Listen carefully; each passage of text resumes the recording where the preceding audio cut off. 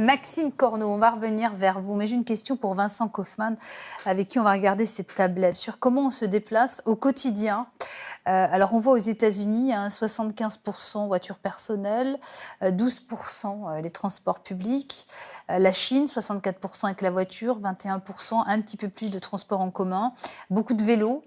23% véhicules partagés. Puis on voit le bon exemple, qui est l'exemple des Pays-Bas avec 55% pourtant encore de voitures, 19 et 35 de vélos personnels.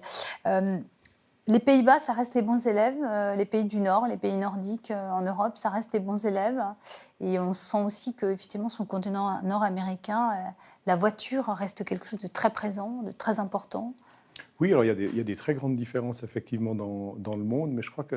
Alors on pourrait avoir une interprétation un peu culturaliste en disant, bon, les Américains ont la tête un peu faite différemment des Européens du Nord et des Européens du Sud qui sont aussi plus tournés vers la voiture. Je pense que ce qu'il y a derrière ces différences, surtout, c'est des offres qui sont très très différentes. Si vous regardez, voilà, si vous voulez utiliser le vélo quand vous êtes aux Pays-Bas, vous avez à votre disposition des infrastructures extrêmement performantes. De la même manière, on pourrait trouver des villes en Europe où vous avez des transports en commun qui sont très performants, là où, au contraire, dans certaines parties du monde, c'est uniquement la route, en fait. On voit que dans le monde, d'une façon générale, le ferroviaire est fort lorsqu'on a des États forts.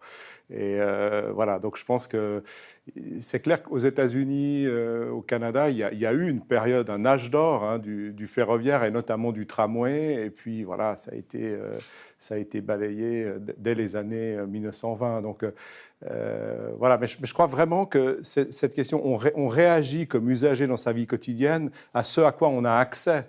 Et on construit ces modes de vie avec ces moyens de transport.